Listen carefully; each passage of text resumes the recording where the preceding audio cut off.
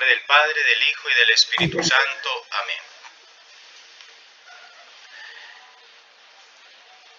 Estamos celebrando en la iglesia hoy el segundo domingo de la Pascua. Domingo conocido como el Domingo de la Misericordia. Y nos propone este segundo domingo la escena de Jesús, vuelve y se aparece a sus discípulos, se pone en medio de ellos, pero, oh sorpresa, falta uno. ¿Dónde está? ¿Está mercando Tomás? Está ausente. ¿Seré yo, Señor? La ausencia, cuando uno está ausente del Señor, llega a la encrucijada de la incertidumbre. Y cuando hay incertidumbre, no se hace esperar los cuestionamientos. Cosa que le pasó a Tomás. Ausente de Jesús. La ausencia de Jesús lo llevó a la incertidumbre. Por eso las preguntas frente al testimonio de sus hermanos.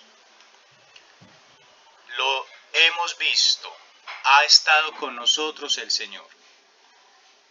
Si no lo miro, si no introduzco mis manos en el agujero de los clavos y en el costado, no lo creo.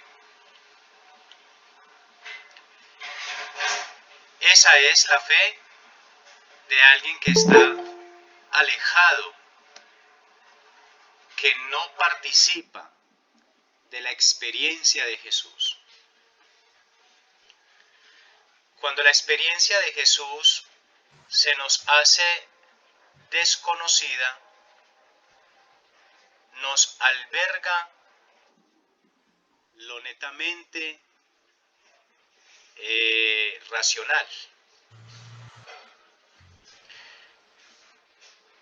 Pero viene ya después Jesús, nuevamente 8 días después, y se les presenta de nuevo.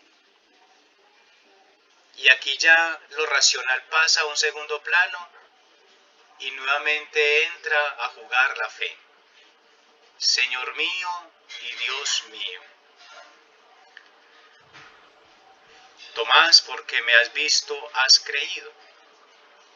Termina el Evangelio muy bellamente diciendo, dichosos los que creen sin haber visto.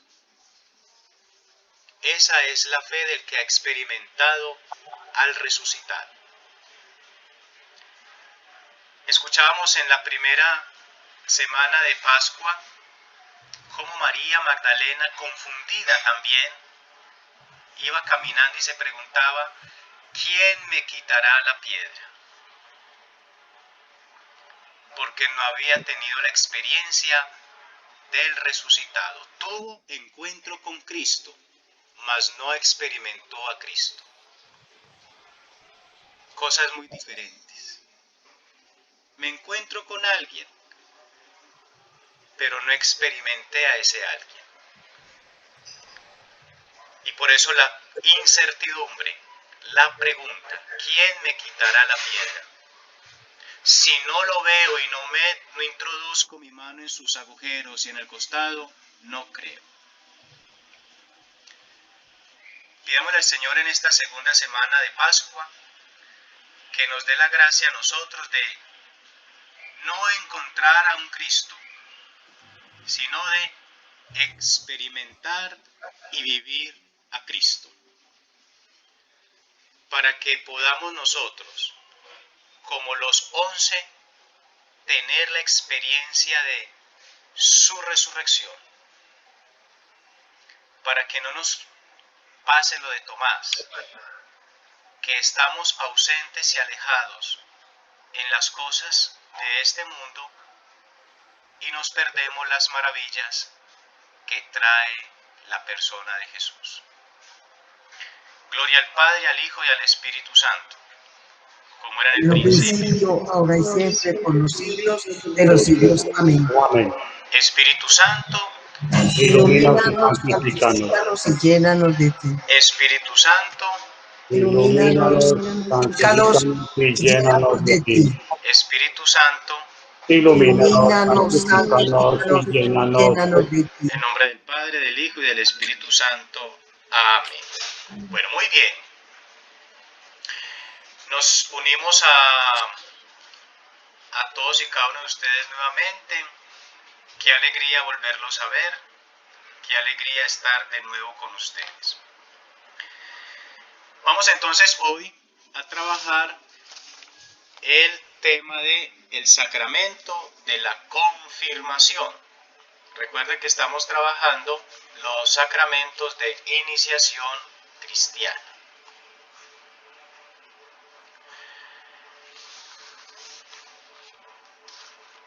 Por favor, los invito para que tomemos el Catecismo de la Iglesia Católica. Catecismo de la Iglesia Católica. Y nos remitamos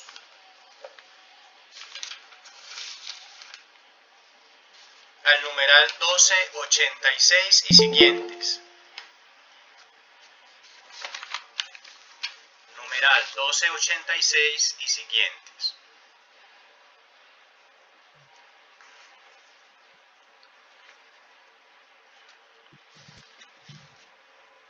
¿Ya lo tenemos? Sí, señor. Bueno, muy bien. Sí, señor. Entonces, Natalia Villegas, por favor, me va a leer el numeral 1286. Sí, profe. La confirmación en la economía de la salvación. En el Antiguo Testamento, los profetas anunciaron que el Espíritu del Señor reposaría sobre el Mesías esperado. Para realizar su misión salvífica, el descenso del Espíritu Santo sobre Jesús en su bautismo por Juan fue el signo de que Él era el que iba a venir, el Mesías, el Hijo de Dios. Habiendo sido concebido por obra del Espíritu Santo, toda su vida y toda su misión se realizan en una comunión total con el Espíritu Santo que el Padre le da sin medida. Continúe.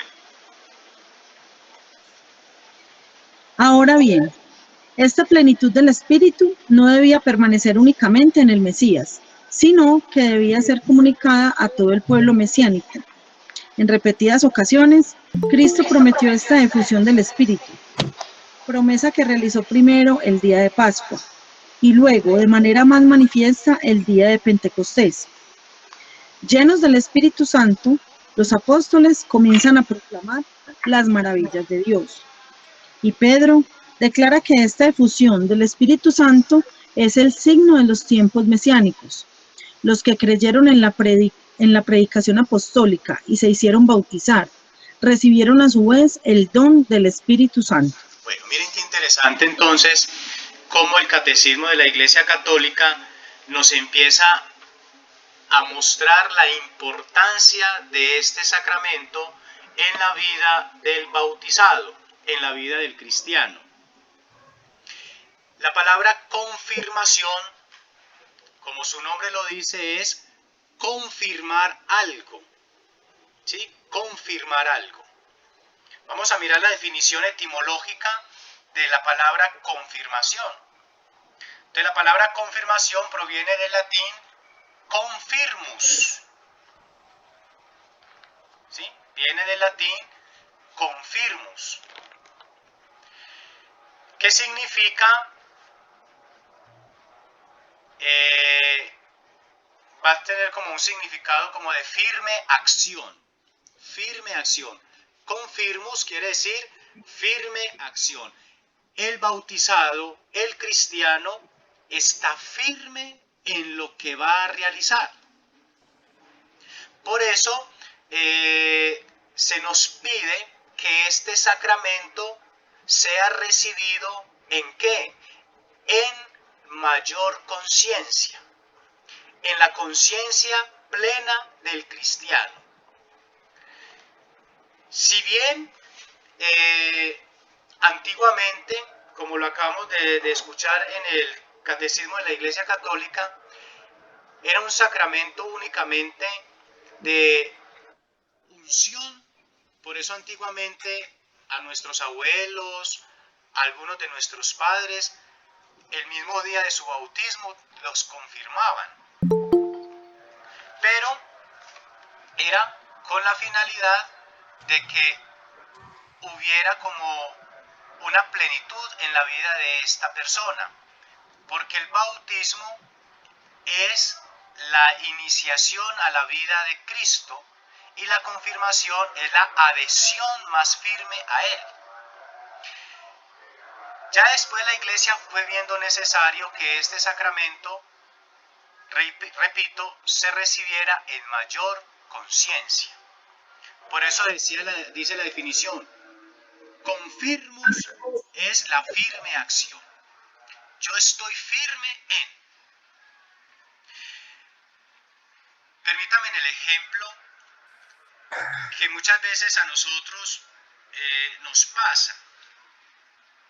Cuando hay una propuesta X o Y, sea una propuesta en la vida de una pareja, cuando el hombre le propone a una mujer un matrimonio, o cuando le dice estoy interesado en tener una vida con usted, inmediatamente la respuesta no va a ser sí, sino que hay una respuesta y es de déjeme yo lo pienso,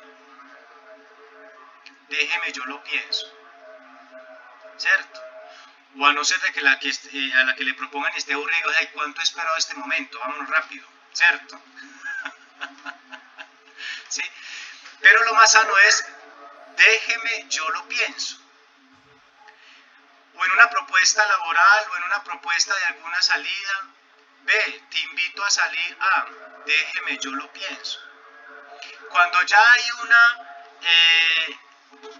una reflexión profunda, cuando ya se ha tomado una decisión que me favorezca, ya viene lo que es confirmar.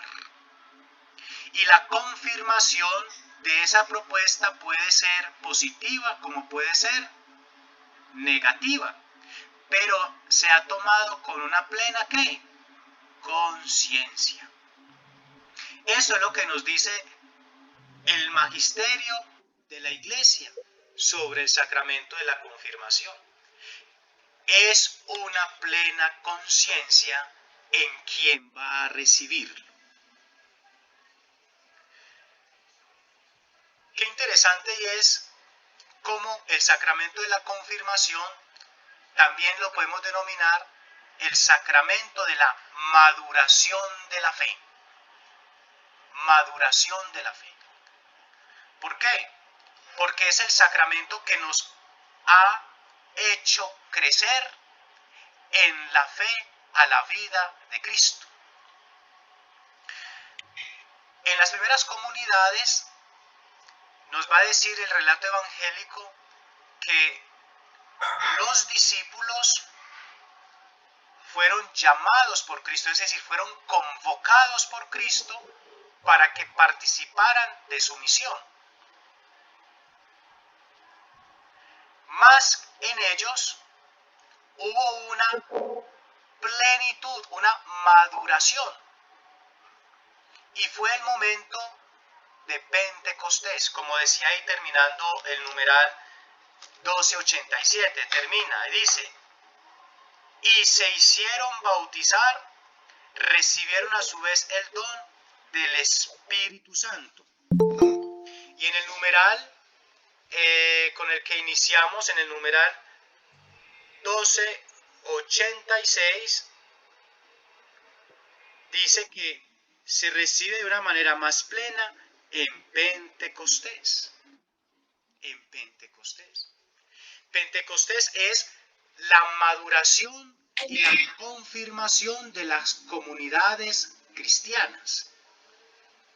Por eso, cuando en el relato de los Hechos de los Apóstoles nos encontramos que los discípulos estaban encerrados por miedo a los judíos.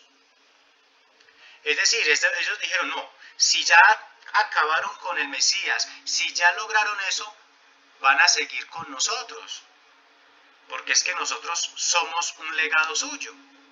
Entonces nos tenemos que encerrar. Falta de maduración en la fe.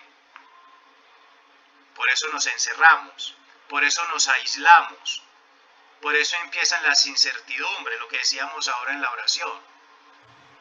Pero, no obstante, llega Pentecostés y salen valerosos. Por eso podríamos decir, la vida antes de Pentecostés es una. La vida después de Pentecostés es otra. Antes de Pentecostés la vida es incierta, vacía, lúgubre, llena de miedos, incertidumbres a más no poder. La vida después de Pentecostés es vigorosa, es activa, es sin miedos. Y no lo digo yo, lo dice la Sagrada Escritura, de que cuando los discípulos reciben al Espíritu Santo, salen motivados, salen y pierden el miedo, y la gente queda estupefacta al escucharlos hablar. Qué gran don el del sacramento de la confirmación. Hace que el cristiano se vuelva otro, podríamos decir otro nombre del sacramento. Ya tenemos dos. El primero es firme acción. El segundo es maduración en la fe. Y podríamos decir que el sacramento de la confirmación recibe otro nombre y es me hace testigo de Cristo. Me hace testigo.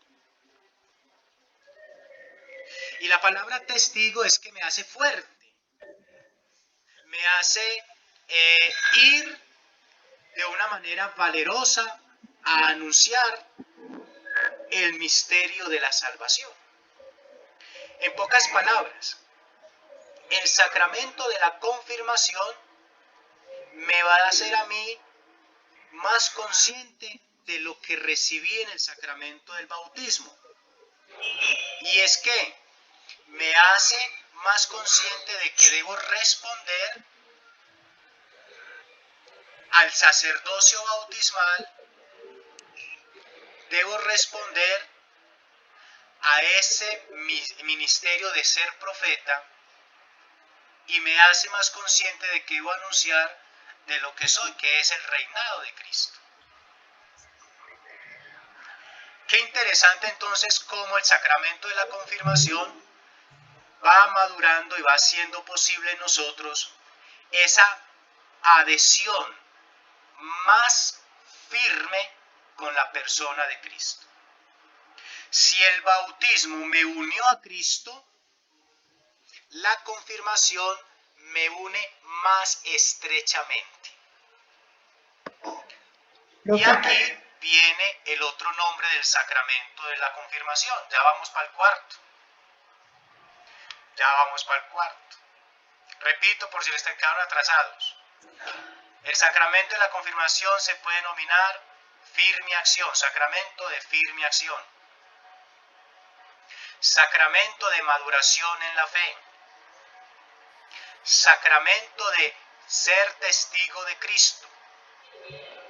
Y en cuarto lugar, o en cuarto momento, el sacramento de el sello del Espíritu Santo. Para mí, este cuarto nombre que puede recibir el sacramento me llama altamente la atención.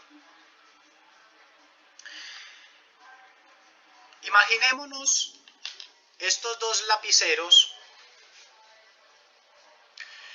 imaginémonos que son hierros, los dos son hierros, ¿cierto? Yo quiero unir estos dos hierros. ¿Qué necesito hacer en ellos? Hay que fundirlos para que puedan No puede. tener la forma. No, que se queden así uniditos, vean. Soldarlos. Soldarlos, echarle soldadura, ¿cierto? Ajá. Soldarlos. Ya están soldados. Este es Cristo. Perdón, permítame la ejemplificación. Este es Cristo. Este somos cada uno de nosotros. Queremos estar unidos a Cristo. Listo, entonces ya nos hemos bautizado. Estamos unidos. Pero queremos estar más plenamente, estrechamente unidos a Cristo. Debemos de dejar soldar, es decir, que llegue el Espíritu en nosotros y nos una a Él. El sacramento de la confirmación es el sello. Entonces, en pocas palabras, permítame el ejemplo, el Espíritu Santo es la soldadura. O sea, la confirmación. Lo que me va a soldar para estar más unido a Jesús. Y entonces, ahí es donde va a decir más adelante en la Sagrada Escritura. Y es algo indisoluble que ya nada ni nadie podrá romper. ¿Sí ven? Y es algo ya indisoluble, es decir, que no se disuelve porque ya nada ni nadie lo podrá romper. Ese es el sacramento de la confirmación. Profe, Elkin y luego Emilce. Con respecto al concepto que acabas de decir ahí, también hay otra cita bíblica que dice que podrás pecar contra lo que quieras, pero nunca te será perdonado cuando peques contra el Espíritu Santo. ¿Cierto? Sí, muy bien, ¿cierto? Muy bien, gracias Elkin. Emilce. profe, entonces podemos decir que el sacramento de la confirmación completa el sacramento del bautismo con el Espíritu Santo. Muy bien. El sacramento de la confirmación es prolongación del bautismo. Okay. Si bien, recuerden, en el bautismo recibimos al Espíritu Santo. La confirmación es la plenitud de ese Espíritu. ¿Por qué? Porque en el bautismo se nos regala el Espíritu como tal, el Espíritu Santo. Recuerde cuando hablábamos hace 15 días sobre por qué éramos bautizados en el nombre del Padre, del Hijo y del Espíritu, ¿cierto? Y la confirmación se hace en la plenitud porque recibimos los dones del Espíritu Santo. Es por ello, cuando estemos viendo la mistagogía de los sacramentos, lo vamos a ver más detallado, pero antes del sacramento, del rito del sacramento de la confirmación como tal, el obispo, junto con los sacerdotes que estén en el momento, van a hacer lo que es la invocación del Espíritu Santo sobre los jóvenes que lo van a recibir. Y si ustedes se han detallado, es que aquí es donde viene también, o lo que yo siempre he sido muy enfático con ustedes, que qué rico y es de que empecemos a participar de las acciones celebrativas con conciencia. Y entonces, allá en el momento del sacramento de la confirmación, todos son muy elegantes, todos son muy turututú, para allí para acá, que un telón esté allí bien puesto, los catequistas de confirmación emperijollados, porque lo mínimo que el catequizando va a hacer es tomarse una foto conmigo, bueno, qué sé yo, ¿cierto? Y hay de que no se la tomen y verán como dicen, ¿para qué entonces? Bueno, muy bien. Pero le pierden el sentido a lo esencialmente importante. Si yo le preguntara a un catequista de confirmación, ¿cuáles son las palabras introductorias al sacramento? O tal vez me lo puede decir bien, como tal vez dice, no lo sé, porque no me he detallado esa parte. Porque estoy más pendiente de que el niño sí tenga la escarapela bien puesta, de que no haya llegado tarde, bueno, qué sé yo. Pero entonces, para no caer en desgracia, las palabras introductorias o previas al sacramento es las siguientes. El obispo impone las manos, recuerden, signo infaltable en todo sacramento, imposición de manos. Y entonces el obispo junto con los sacerdotes impone las manos y va a decir, te pedimos, Señor, que envíes sobre estos jóvenes el don del Espíritu Santo. Y entonces aquí viene, don de sabiduría, don de entendimiento, don de fortaleza, don de consejo, don de ciencia, don de piedad y don de temor de Dios. Es decir, si en el bautismo dijo, te pedimos, Señor, que envíes tu Espíritu sobre él, ahora le debemos decir, dale los regalitos. Es decir, Dios no se queda con nada. Maduración y plenitud del bautismo, el sacramento de la confirmación. Esa es la definición etimológica que estamos viendo. Ahora miremos la definición metafísica. ¿Sí? Definición metafísica del sacramento.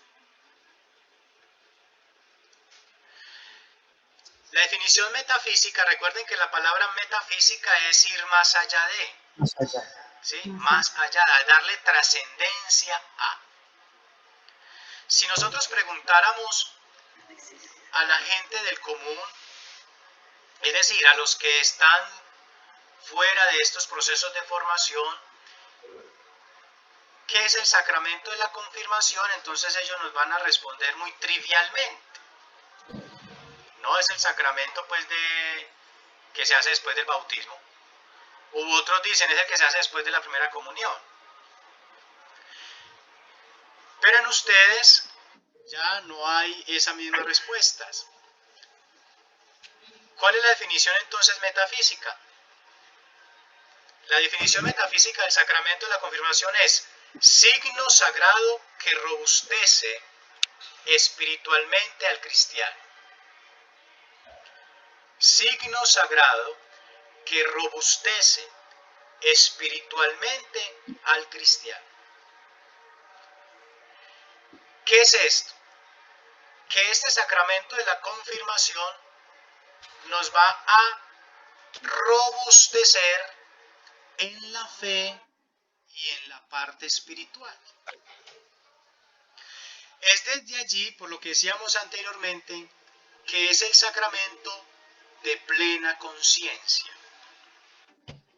Si bien en el bautismo nosotros no optamos, o no elegimos padrinos y no decidimos o no dijimos por nosotros mismos si renuncio y si creo, en la confirmación ya es lo netamente distinto.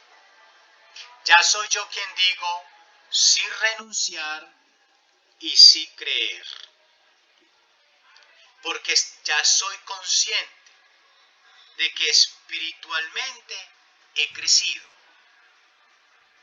De ahí, ojo pues para los que son acompañantes en los procesos de confirmación, de ahí que se debe tener una óptima, concienzuda y adecuada catequesis. Óptima, concienzuda y adecuada catequesis. El que acompaña procesos de catequesis de confirmación debe ser, por eso se exige que un catequista de confirmación sea confirmado. Tenga los sacramentos. Por eso también para estos sacramentos ya unos requisitos es el que va a ser padrino debe estar confirmado. Confirmado. ¿Por qué? Porque hay que dar una óptima catequesis. No se concibe un catequista o uno que acompañe este proceso de catequesis que no haya tenido una adecuada formación. Por eso se ha acondicionado este proceso de formación en el que ustedes bellamente están. Hay otro proceso de formación que se llama la ESPAC, Escuela Parroquial para Catequistas, ¿cierto? Donde se pretende con estos procesos de formación, primero introducir en la formación al que desee formar. ¿Qué hizo Jesús con sus discípulos? Cuando Él los llamó y cuando Él les dijo, síganme que los haré pescadores de hombres, nunca de una vez no los metió al profundo del mar, es decir, no los metió de una vez a evangelizar. Primero entraron en la escuela de Jesús. Primero entraron en un proceso de formación. Y es tan así que tanto el evangelista Mateo, finalizando, como el mismo Pablo lo corrobora. En el Evangelio de Mateo 28, 18 y siguientes, Jesús le dice a sus discípulos, es decir, es el envío misionero. Los mandados son dos. Vayan y bauticen a todas las naciones y enséñenle lo que yo les he mandado a ustedes, es decir, lo que yo les he enseñado. Pablo, un gran cristiano, uno que estuvo en la escuela nada más y nada menos que en la escuela de Gamaliel, Dios mío, lo último en Guaracha, por así decirlo. Es como, por ejemplo, los griegos. ¿Cuál es la universidad más reconocida en Grecia? Oxford. Es que yo pertenezco a la escuela de Oxford. O en la época de los filósofos, yo soy de la escuela de Platón. Uy, no, Dios mío. O alguien que tenga una especialidad, es que yo soy de la Harvard. Uy, no, Dios mío, ¿ante quién estamos? ¿Cierto? Lo mismo era con Pablo, es que yo soy de la escuela de Gamaliel. Ni la escuela de Gamaliel, perdónenme lo que voy a decir, le sirvió para poder entrar nuevamente en el proceso de Cristo. En la escuela de Jesús no hubo homologación. Camino a Damasco tuvo que volverse a matricular para entrar en la verdadera escuela de Cristo, formarse. Y nos cuenta Hechos de los Apóstoles capítulo 9 que se quedó 3 años bajo la observancia de Ananías. ¿Ve? Uy, no, pero es que yo sé de Jesús, pero es que usted no conoce a Jesús. Ah, sí, una cosa ¿Sí? Eso es lo que hace el sacramento de la confirmación. Por eso el formador o el catequista debe estar formado. Lo que les decíamos que di a ustedes, o lo que yo les decía hace 15 días, un cristiano formado cualifica la iglesia. ¿Sí? Entonces, la definición metafísica es robustecernos en la fe y en la parte espiritual. Viene la definición física. Definición física, sacramento de la nueva ley, instituido por Jesucristo. Qué bello lo que viene acá. Sacramento de la nueva ley, instituido por Jesucristo a través de la imposición de manos. Por favor, alguien que me busque Mateo 19, 13, 15 y otro que busque Marcos 10, 13, 16. Mateo 19, 13, 15, Marcos 10, 13, 16. Profe, ya tengo Mateo 19, 13, 15. A ver, Gisela. Yo ya tengo a Marcos. Y yo Marcos. Bueno, Marcos, Rosalba, Marcos. Entonces, Marcos. Gisela, Mateo y Rosalba, Marcos. Mateo 19, 13, 15 dice, pero entonces le presentaron unos niños a Jesús para que orara poniéndole las manos sobre ellos. Los discípulos reñían a quienes los llevaban, pero Jesús les dijo, dejen que los niños vengan a mí y no se lo impidan, porque el reino de los cielos es para los que son como ellos. Y después de imponerle las manos sobre los niños, se fue de allí. Ahí está, imposición de manos. ¿Sí? ¿Y Marcos, Rosalba? Sí, señor. Le presentaban unos Marcos, niños, pues. Marcos 13 al 16, Marcos 10 del 13 al 16. Le presentaban unos niños para que los tocaran, pero los discípulos les reñían más a Jesús.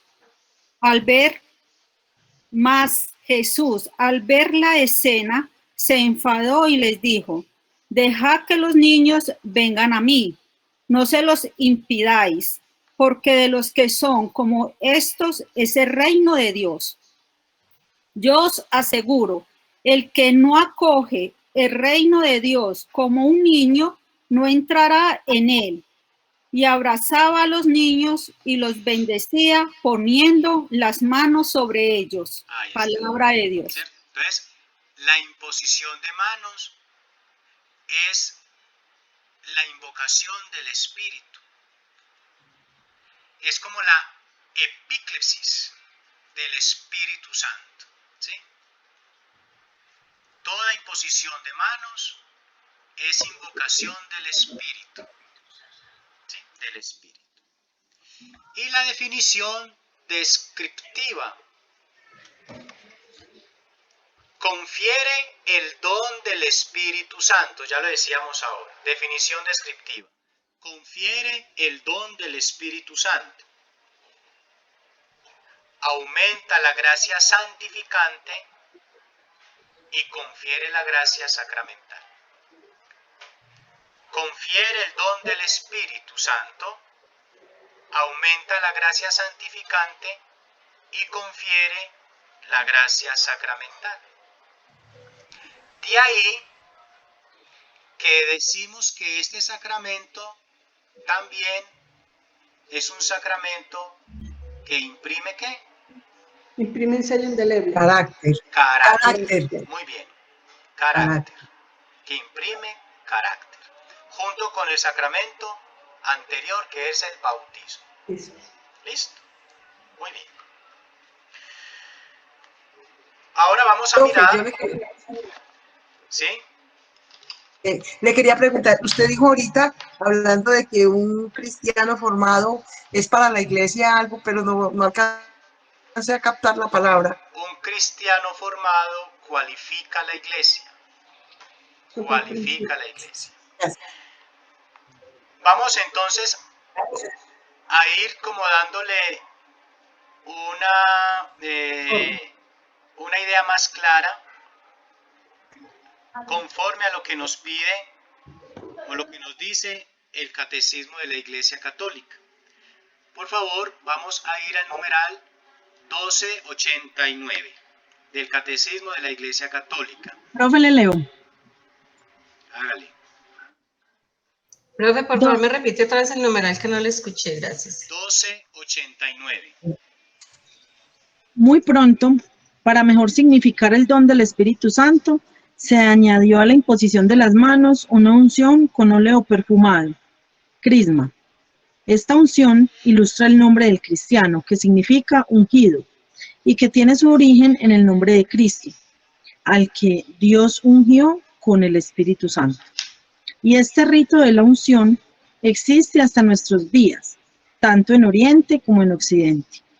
Por eso en Oriente se llama a este sacramento crismación, unción con el crisma, o mairon, que significa crisma, En Occidente, el nombre de confirmación sugiere que este sacramento al mismo tiempo confirma el bautismo y robustece la gracia bautismal. Vea qué interesante lo que nos dice una parte del magisterio de la Iglesia. La unción.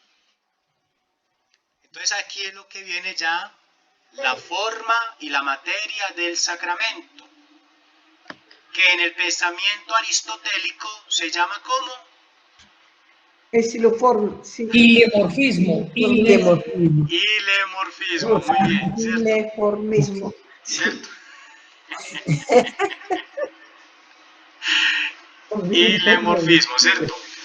Muchos estaban pensando, quién sabe dónde, es que en el forno. No, el forno eso es otra cosa diferente, ¿cierto? ¿Cierto? Entonces es lo que dice del pensamiento aristotélico, el dimorfismo. La materia es, ¿qué, compañera de Gisela? La Lina. materia, yo le digo. No, Montico, a la que pregunté. Lina Marcela. La materia. ¿Qué es la materia? Bueno, la materia es en sí la acción, ¿no? La acción que ejerce pues, Yo le digo, profe. Bien. Porque la forma es lo contrario, ¿no? O sea, la fórmula, la expresión que él usa. ¿Qué es la materia del sacramento? Ya la digo. Ya me vi. Los signos sensibles. Los signos. ¿Cierto? En este caso, el crisma. El santo crisma. ¿Cierto? El santo crisma. El crisma. Y la forma es las palabras que hacen posible el sacramento. ¿Cierto? Muy bien. Entonces miren que ya deben saber. En el bautismo la forma es: yo te bautizo en el nombre del Padre, del Hijo y del Espíritu Santo. Y el obispo en la confirmación. ¿Cuál dice? ¿Cuál es la palabra de la confirmación? El de la confirmación dice: por este signo de la Santa Cruz recibe los dones del Espíritu Santo. Bien. Por esta unción recibe el don del Espíritu Santo. ¿Cierto? El crisma. Este mismo aceite, esta misma unción, se va a ver en el sacramento del bautismo y del orden sacerdotal. En el bautismo se nos unge en la corona, en la confirmación en la frente, y en el orden sacerdotal a quienes son ordenados en las manos. Por eso el sacerdote siempre impone manos, porque es la unción del Espíritu, ha sido ungido con el crisma, no con el Hare Krishna, ojo, con el crisma. Crisma. Y la palabra crismación o la palabra crisma viene de Christos. Y nosotros, al ser ungidos, ¿quién es el ungido por excelencia? Jesucristo. Jesús el elegido. Muy bien. Y miren que él mismo lo dice en el Evangelio de Lucas capítulo 4 de 19 siguientes o 18 y siguientes. El Espíritu de Dios está sobre mí porque me ha ungido. Me ha ungido. Y entonces nosotros somos, de ahí viene el término cristianos, porque hemos sido ungidos con el crisma. Y al estar ungidos por el crisma, nos hacemos cristianos porque estamos unidos a Cristo. Vea qué interesante. Qué bonito esto. Y entonces el Catecismo de la Iglesia Católica en el numeral 1289 nos dice eso. Esta unción ilustra el nombre de cristiano, que significa ungido, y que tiene su origen en el nombre de Cristo. Por eso las mujeres Recuerden que previamente, antes de la pasión del Señor, encontramos una escena de que una mujer va y unge los pies de Cristo. Con un perfume caro. ¿Cierto? Los unge. Y luego María Magdalena, cuando va al sepulcro, va con ungüentos para ungir el cuerpo de Cristo, porque era sagrado. Nosotros estamos en una constante unción cada vez que invocamos la presencia del Espíritu Santo, cada vez que nos signamos con la señal de la cruz, cada vez que nos reconocemos cristianos, cada vez que reconocemos cristianos. Y aquí viene entonces otro posible nombre del sacramento, y lo dice aquí el catecismo: sacramento de crismación. Sacramento de crismación, porque somos crismados o ungidos. Crismados o ungidos con el crisma. Muy bien. ¿Alguna pregunta hasta el momento? ¿Algún comentario? ¿Vamos bien? Una pregunta. Vamos bien. Jorge. Vamos bien, muy interesante, gracias. Los únicos entonces que pueden poner las manos en los sacramentos. No le entendí, qué pena. Los sacerdotes son los únicos que pueden imponer las manos. Solamente ellos. Ninguna otra persona, ni eso, como No. nada de eso. Ninguna otra persona. Solamente los sacerdotes. Porque ellos han sido, primero, consagrados y ungidos. Nadie más. Yo no voy a hablar de ningún movimiento ni nada, pero me he encontrado de personas que lideran y son imponiendo manos, que porque tienen el don de sanación y que no sé qué. Ojo, peligro. Solo el sacerdote es el que puede imponer las manos. Nadie más. Gracias. Nadie más. Con mucho gusto. Claro, está acá. Muy bien. Profe, Sí, todo excelente, Guillermo. Sí, Gisela, cuéntame. yo tengo una duda que imagino ahorita que estaba mirando la Biblia. Si se puede, o sea, poner las manos e imponerlo puede significar lo mismo o puede haber alguna diferencia entre imponer y poner. Imponer es esto, ¿cierto? Y poner es esto. O sea que sí, o sea, es diferente. Es imponer, ¿cierto? Jesús imponía, ¿cierto? No ponía, imponía. Es totalmente distinto, porque es que yo pongo la mano sobre la mesa. Y la imposición es para consagrar, ¿sí? Yo pongo la mano así, ya saben para qué, ¿cierto? Entonces la imposición es con caridad. Muy bien.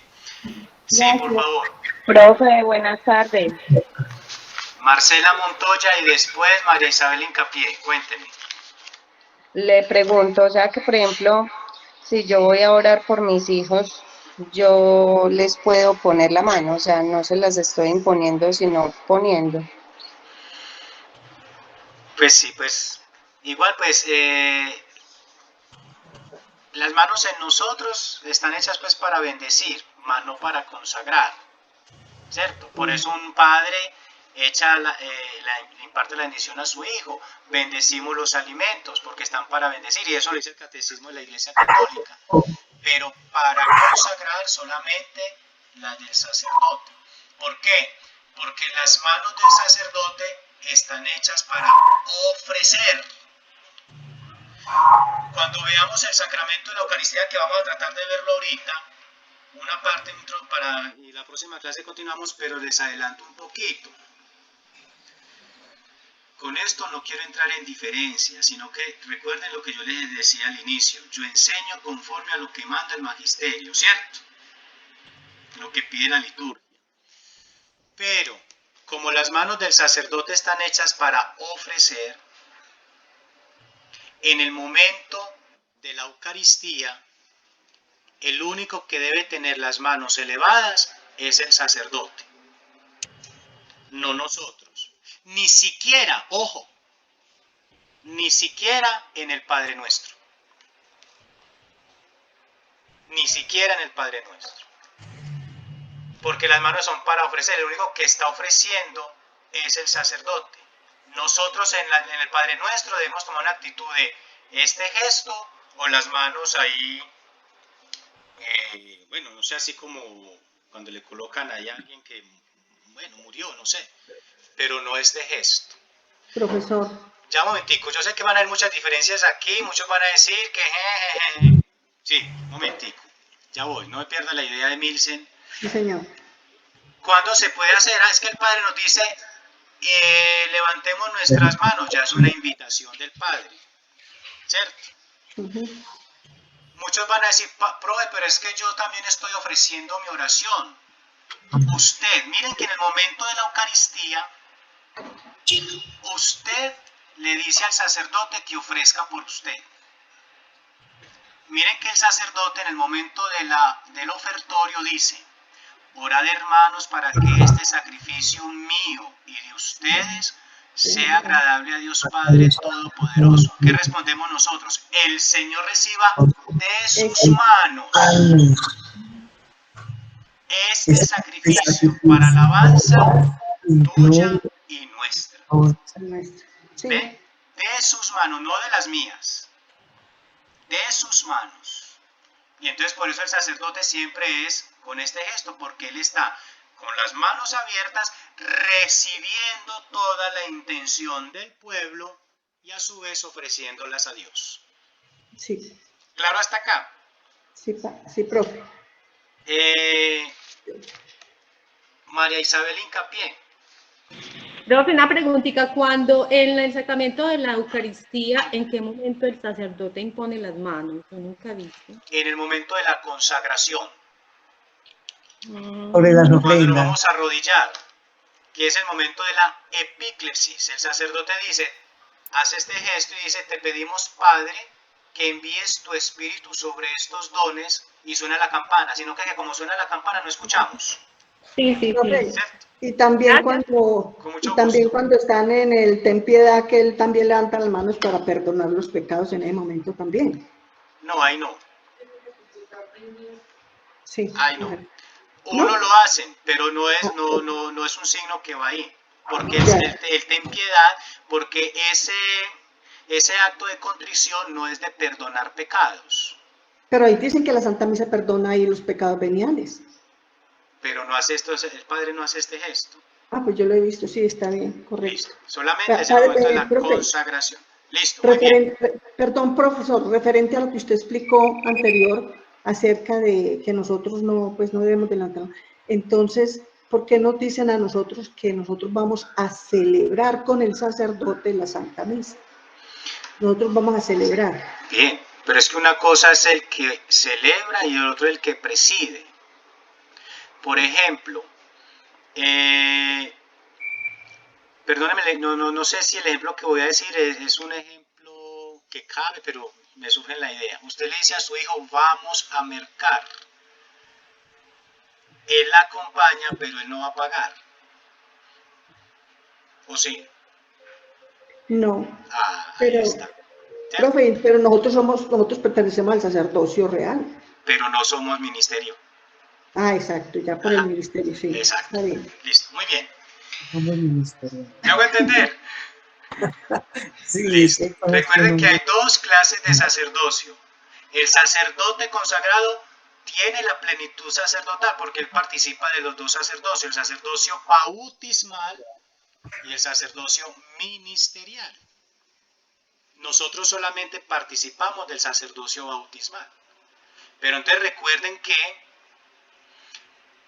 el sacerdote en las celebraciones actúa in persona Christi, sacrosantum concilio, numeral ¿qué?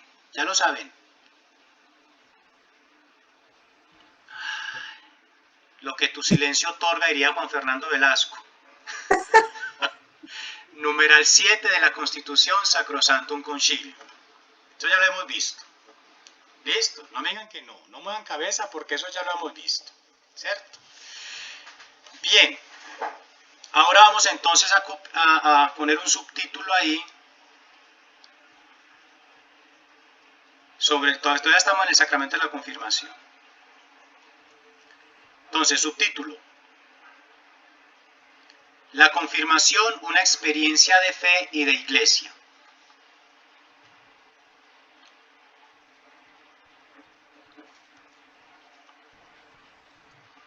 La confirmación, una experiencia de fe y de iglesia. Cuando hablamos entonces de que la confirmación es una experiencia de fe y de iglesia, nos remontan a lo siguiente, y es que la vida cristiana siempre va a ser vivida y celebrada en comunidad. Vea qué particular esto.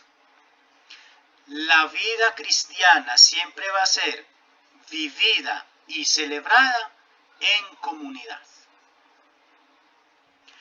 No se concibe una experiencia de fe aislada. Lo decíamos al inicio. Cuando se tiene una experiencia de fe aislada, vienen las incertidumbres, vienen los temores, vienen las dudas. Tomás, una experiencia de fe aislada.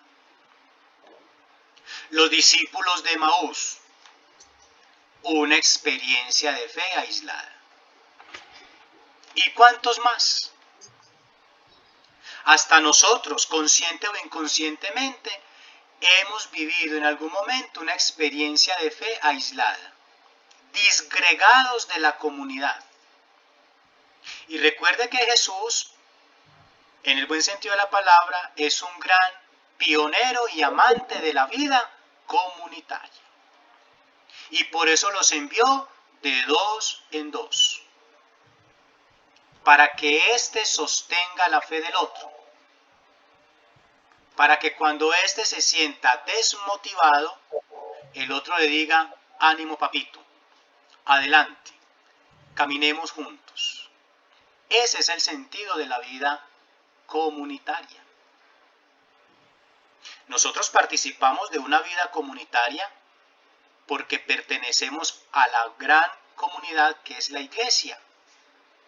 Pero a veces caminamos como ruedas sueltas. ¿Para dónde va Vicente? Para donde va la gente. Y Vicente está más perdido que. Y entonces, al ir tras Vicente, que no tiene rumbo fijo, la demás comunidad se pierde. Entonces, el sacramento de la confirmación, decíamos, es una experiencia de fe y de iglesia. Yo creo, yo tengo fe en esto, y entonces yo debo de ir ayudando a que otros también entren en este conocimiento. Nos dice Hechos de los Apóstoles 2:42 y siguientes. Por favor, don Héctor, me lo busca. Hechos 2:42 y siguientes. Yo le digo a dónde termina. Hechos 2, todos anexen ese texto y don Héctor nos lo va a leer. Hechos 2:42 y siguientes. Hechos 2:42 y siguientes. Y dice así: eran constantes en escuchar la enseñanza de los apóstoles, en la unión fraterna, en partir el pan y en las oraciones. Todos estaban impresionados ante los prodigios y señales que hacían los apóstoles. Todos los creyentes vivían unidos y lo tenían todo en común. Vendían las posesiones y haciendas y las distribuían entre todos según la necesidad de cada uno. Todos los días acudían juntos al templo, partían el pan en las casas, comían juntos con alegría y sencillez de corazón, alabando a Dios y gozando el favor de todo el pueblo. el Señor añadía cada día al grupo a todos los que entraban por el camino de la salvación. Muy bien. Vea qué interesante. Experiencia de fe y de iglesia. ¿Cómo bellamente termina esta perícopa del texto? El Señor iba agregando todos los días a nuevos integrantes. Eso es lo que va solidificando la experiencia de fe en la iglesia. Eso es lo que hace la confirmación. No disgregarnos, sino unificarnos, adherirnos cada vez más a la comunidad. Entonces, la experiencia de fe y de iglesia en la confirmación nos ayuda a entender de una manera más clara lo siguiente, y es que la confirmación nos inicia en el testimonio y en la vocación del bautizado. La confirmación nos inicia en el testimonio y en la vocación del bautizado. Por ejemplo, hagámonos esta pregunta. Muchos de ustedes hacen acompañamientos en estos procesos. ¿Cuántos jóvenes permanecen en la comunidad después del sacramento? Tenemos 50 jóvenes que se confirmaron. De esos 50, ¿cuántos permanecen? Hay que contarlo en la mano. ¿Cierto? Y entonces muchos de pronto tendrán la idea de, no, profe, es que nosotros somos como la parábola del sembrador, esparcimos la semilla y el que hace el trabajo es el Espíritu. Puede ser una buena hipótesis, pero no. ¿De dónde radica esa dificultad? En la falta de formación del que acompaña. ¿Qué estamos haciendo para que permanezca esa experiencia de fe en la vida de él? ¿Qué es lo que pasa acá, muchachos?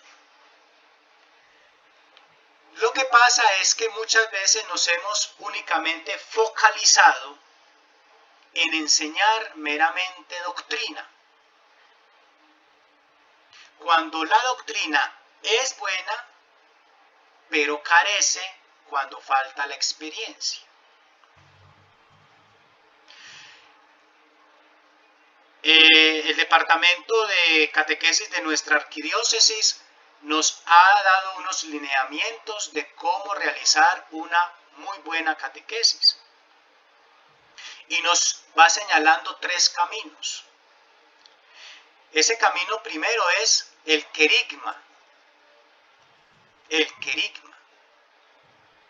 Y ese querigma es la experiencia mía. El catequista, el formador, el cristiano tiene que hablar de su experiencia.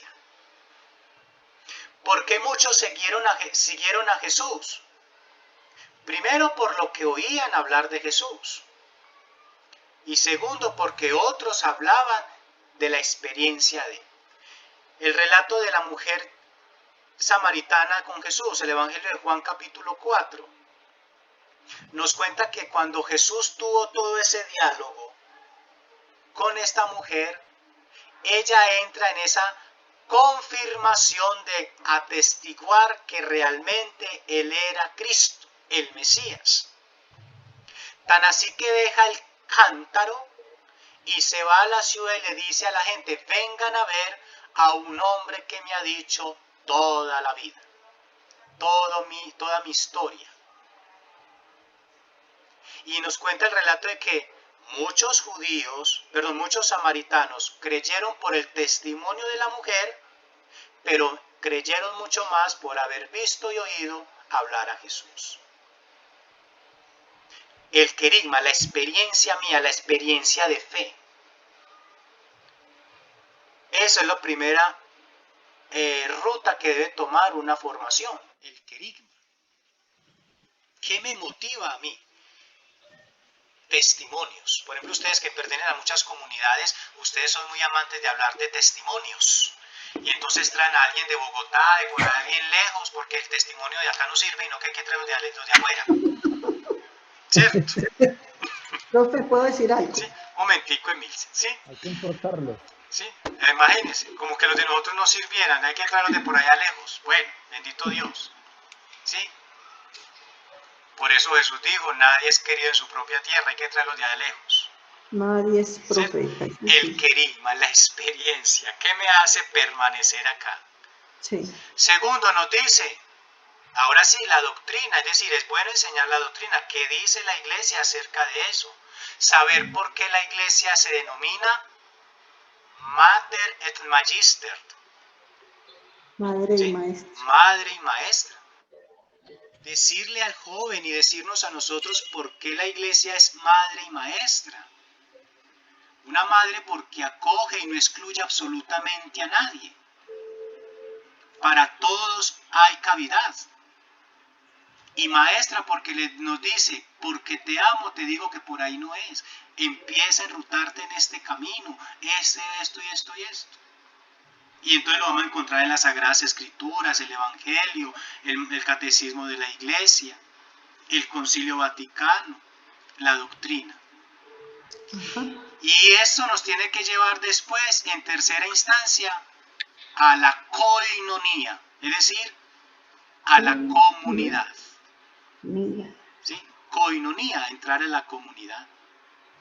Y el permanecer es eso. ¿Qué pasó con Pablo? Qué rico, los invito para que durante esta semana, y por favor, eso va a ser una tarea, para que no quede como, ay, sí, el profesor, no, una tarea, van a leerse todo el capítulo 9 de Hechos de los Apóstoles, todo el capítulo 9 de Hechos de los Apóstoles, ¿sí? Que lo van a leer. Sí, profe. Y van a sacar lo siguiente. Primero, la idea central y principal del texto.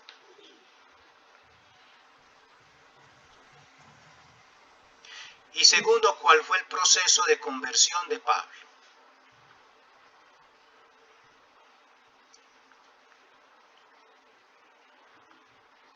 ¿Cuál fue el proceso de conversión de Pablo? Ese texto es muy rico si lo hacen concienzudamente. ¿Cierto? Entonces, es eso, la comunidad. Profe, me disculpa. Sí, Carlos. Repita lo último, por favor. Profe, ¿cuál es el capítulo? Disculpa. Capítulo 9 el capítulo de los Hechos. Hechos, ¿cuál? Hechos de los Apóstoles, todo el capítulo 9. Okay. Pedro, la segunda es gracias. mirar con mucho gusto el proceso de conversión de Pablo. Entonces miren, eso es lo que nos lleva a una experiencia, por eso dice, nos inicia en el testimonio y en la vocación, la experiencia de fe en la iglesia. Una hojita y media. Muy bien. Otro subtítulo, por favor. Jesús y el sacramento del Espíritu.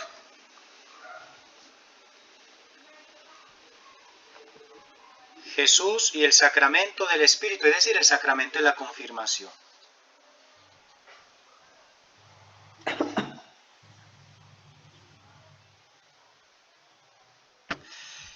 Cuando hablamos entonces de que Jesús y el sacramento de la confirmación, hacemos referencia de que Jesús es el ungido por excelencia. Y al ser el ungido por excelencia es el que nos convoca a esa unción. Es el que nos promete de que vamos a ser ¿qué? Ungidos. Ungidos. Y esa unción es la que nos hace nacer en Dios y para Dios. ¿Sí? Nacer en Dios y para Dios. Recuerden que Jesús le dice a sus discípulos, cuando va a ascender al cielo. Ya vamos cuando termine, vamos más o menos en la sexta semana de la Pascua. Dice, yo me voy, pero no los dejaré solos. Les enviaré al defensor. En unas traducciones dice el defensor, en otros dice el consolador, en otros dice abogado, en otros dice el paráclito. Y él les ayudará a entender todas estas cosas. Porque es que como yo ya me voy a ir, ya el maestro no va a estar, ya les toca a ustedes. Ya les toca. Pero para que vea que yo soy tan buena madre, de pechos abundantes, les enviaré al Espíritu para que no tartamudeen, para que no digan lo que no es. De ahí viene también que nosotros debemos dar un mensaje claro e inequívoco. Vea qué interesante. De ahí que nosotros debemos dar un mensaje claro e inequívoco. Es decir, es hablar lo que es, conforme a la inspiración de ¿quién? Del Espíritu Santo. Y eso es posible en el sacramento de la confirmación. Cristo nos convoca a que seamos ungidos. Es una promesa que Él ha hecho. Es una promesa. Equívoco. Y al nosotros sumergirnos en esa promesa de Cristo, formamos la comunidad convocada, elegida y consagrada. Vea qué bonito eso. Al nosotros sumergirnos y aceptar esa convocación de Cristo por el Espíritu, formamos la comunidad convocada, elegida y consagrada por el Espíritu. Lo leía ahorita Héctor en Hechos 2:42. Todos los días se agregaba más gente. Por eso es impensable, muchachos. Por eso es impensable que nuestra iglesia llegue a acabarse. Eso nunca va a ocurrir. Todos los días hay nuevos cristianos. En este momento, en cualquier lugar del otro mundo, están bautizando nuevos, están confirmando gente. Porque es una promesa de Jesús. Ni el poder del infierno la derrotará. La derrotará. ¿Claro hasta acá? Claro, y para terminar, otro subtítulo. La confirmación en función del reino.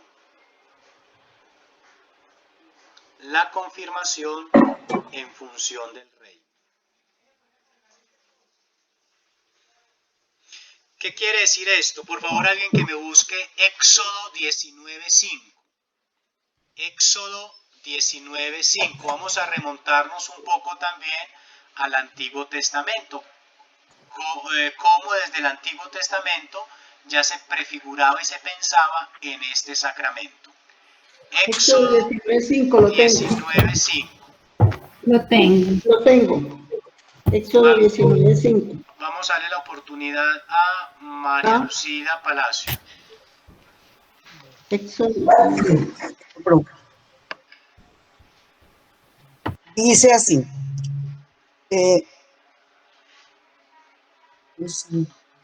Ahora, pues, si ustedes me escuchan atentamente y respetan mi alianza, los tendré por mi propio pueblo entre todos los pueblos, pues el mundo es todo mío. ¿Sí ven? Si ustedes escuchan y respetan mi alianza, los tendré como pueblo mío. Pues todo el mundo es mío, vea. Y nosotros nos hacemos creedores de muchas cosas, que esto es mío, sabiendo que eso es de. ¿Ve? ¿Qué nos quiere decir ahí Éxodo con la función del reino? De que todo confirmado siempre va a estar en posesión y heredad de Dios. Por eso, como dice ahí, nosotros somos su pueblo y ovejas de su rebaño. Y por eso Dios en el Deuteronomio dice, no habrá otro Dios fuera de mí y no habrá un pueblo fuera de ustedes. Estamos agregados en el número de los elegidos. Por eso por allá los discípulos cuando estaban predicando, imagínense, yo les cuento pues que aquellos muchachitos salieron todos emocionados que a predicar y llegaron felices porque la gente quedó anonadada, quedó toda vislumbrada con esta gente y llegaron todos emocionados donde Jesús. De ahí fue como que donde nació el término tan matapasiones, ¿cierto? Ellos le dijeron, Señor, imagínense que hicimos esto, la gente nos hacía caso, nos seguían muchos espíritus, qué rico. Y Jesús les dijo, alégrense más bien, porque el nombre de ustedes está escrito en el libro de la vida. Así que predica pues, no, este hombre qué, ¿sí? Eso quiere decir que Jesús le decía a ellos y nos dice a nosotros, estén más bien contentos que lo que ustedes están haciendo agrada a Dios. ¿Para qué agradar a los hombres si no estamos agradando a Dios? ¿Sí o no? Y ese es el sacramento de la confirmación en función del reino. Y esta confirmación en función del reino tiene tres aspectos. Primero,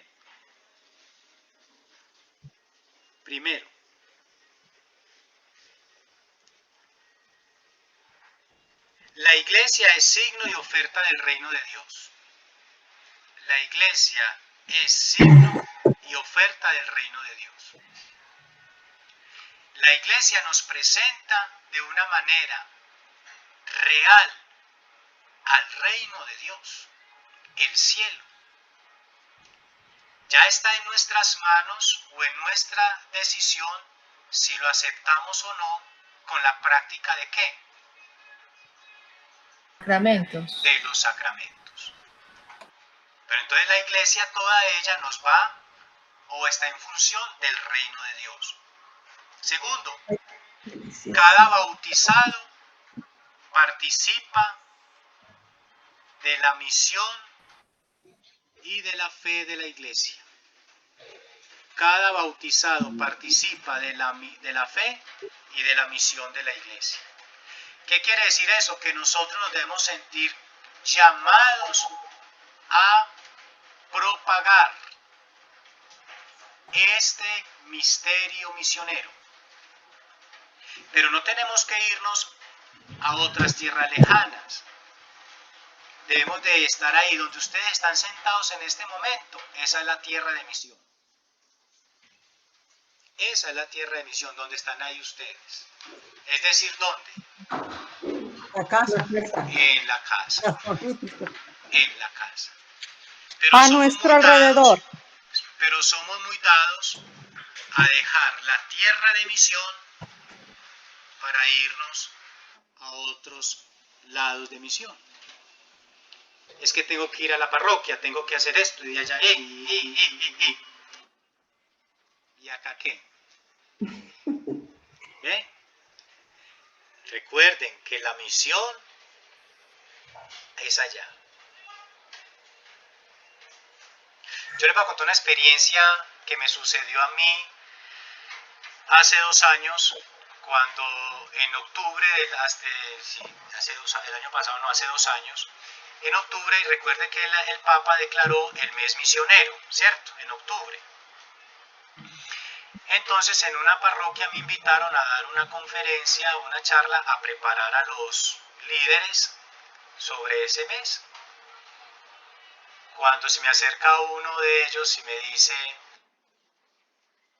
yo lo vi, yo estaba hablando y entonces vi que en el momento de la charla terminó como llorando y acongojado.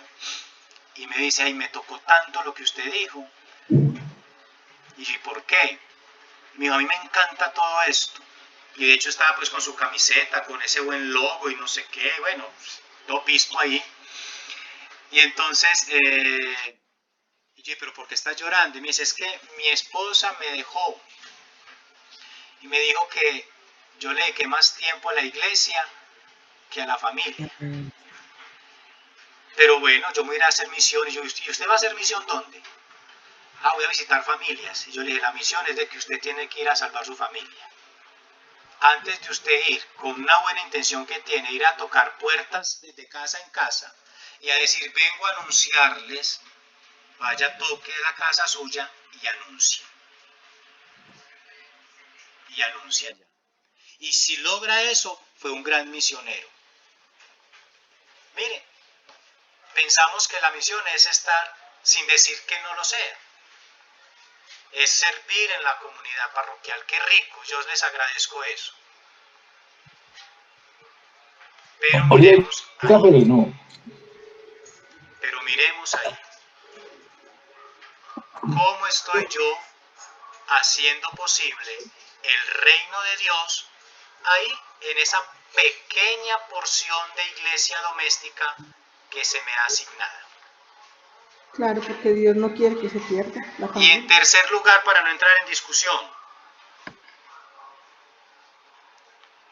llega el momento de asumir la vocación cristiana y ser testigos de la salvación. Vea qué bonito, ¿sí ven? Llega el momento. Llega el momento de asumir la vocación cristiana y ser testigos de la salvación. El sacramento de la confirmación ratifica mi vocación cristiana y soy testigo de la salvación, de evangelizar. La palabra testigo quiere decir que me duele profundamente. Me duele profundamente. Me duele que esto esté pasando, entonces yo tengo que salir a anunciar. Ustedes saben de dónde viene la palabra testigo. Etimológicamente, ¿cuál es la raíz de la palabra testigo? Increíble pero cierto. La palabra testigo viene del término testículos. Testículos. Permítame ¿cómo se dice? La ejemplificación. A nosotros los hombres cuando nos dan un golpe bajo vientre, ¿qué hacen? ¡Qué dolor! Hasta sin aire, oxígeno que me muero.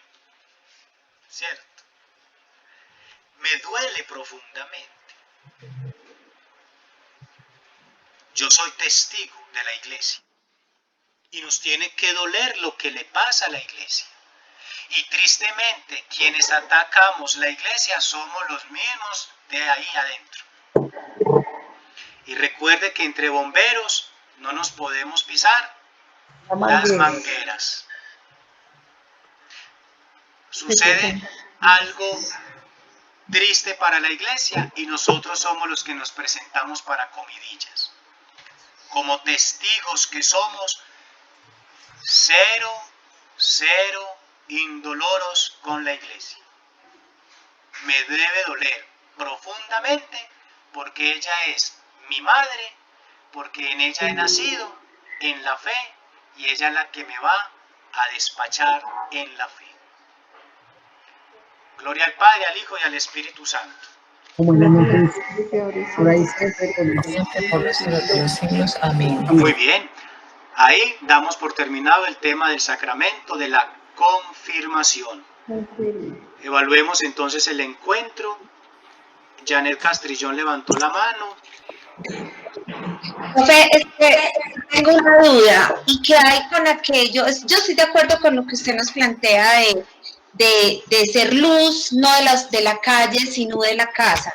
Pero ¿qué hay con eso de que no somos profetas en nuestra propia tierra? Yo quisiera entender esa frase que además es bíblica. Sí, es decir, dice el Evangelio, Le dice Jesús a los discípulos, ustedes van a ser rechazados en su propia casa, es decir, en nuestra propia casa, nosotros, y ustedes son testigos de eso, los que más nos señalan son los de nuestra casa. Dice de la parroquia y mírenlo. Y es que tanta Eucaristía y no, pues, ¿sí? Entonces por eso uno tiene que ir cambiando ese chip. Miren que Jesús, cuando le presentó la madre de Zebedeo, le dijo, deja que uno se siente a su derecha y el otro a su izquierda. Los otros por allá estaban así, con el vasito tras de la pared, escuchando. Y ya estaban enojados. ¿Y estos quiénes se creen? Se creen pues los de Aguadas, ¿cierto? ¿Quiénes se creen? Y Jesús les dijo a ellos, vengan papitos. Qué pena, pero yo soy de Aguadas. Ustedes se dieron de cuenta ¿qué pasó allí? Que entre ustedes no sea así. ¿Qué quiere decir esto? Si ustedes se enojaron porque ellos quisieron ser más que ustedes no lo sean. Si ustedes se enojaron porque ellos pretendieron asumir roles que no les tocan, ustedes tampoco. Por eso él les añadió diciendo, el que quiera ser el mayor entre ustedes, que se haga el servidor. Entonces, a eso apunta, nadie será aceptado en su propia tierra, sí. Pero es que en mi casa me están diciendo, ojo, entonces usted dice, güey madre, tengo que empezar a cambiar allí. Porque es que si en mi casa de pronto nadie cree, y si yo soy el que creo, ¿quién es el puente para que en mi casa empiecen a creer? Yo. ¿Listo, compañera? Sí, profe, mil gracias, perfecto. Patricia López. Profe, buenas tardes para todos. Yo, por ejemplo, acá en mi casa doy este testimonio. Pues eso ha sido muy duro porque es lo primero que me dicen. Pareces una monja, para metida en la iglesia, bueno, para allá una cosa, para la otra. Pero con el testimonio ellos han visto que el poder de Dios es maravilloso. O sea, si yo aquí en mi casa echara cantaletas, si yo me volviera vieja cansona, pero ellos han visto mis cambios y que eso no se hace de un día para otro, sino que eso va con el tiempo. Yo llevo 12 años en un proceso y apenas uno está haciendo como unos cambios porque es el Espíritu Santo que lo unge a uno y le da esa fuerza. Pero con el testimonio es que uno va logrando en la familia que vean o sea, irlos adheriendo más a Cristo. Bueno, muy bien. Así hago yo pues acá. Gracias. ¿Cómo nos pareció entonces el encuentro para ir ya terminando? Muy bueno, profe, gracias. Pues te parece excelente, Guillermo. Súper, Guillermo, súper. Muy bien, profe. Gracias. Muy interesante, Guillermo. Muy importante y muy instructivo, profe, porque muchas personas, y me incluyo yo dentro de las catequistas, no sabemos todo esto de los sacramentos para podérselos participar a los que catequizamos, sobre todo a los de confirmación, porque son jóvenes que a veces son como del presente y ellos no paran bolas. Entonces, eso es muy importante. Muy bien, ya le decía algo y ya terminamos. No, me parece muy esperanzador. Esta clase me dio como esperanzas. Listo, muy bien. Chao, feliz tarde. Feliz fin de semana, nos vemos el próximo sábado, listo. Recuerden la tarea, chao. Hasta luego, gracias. Chao, gracias.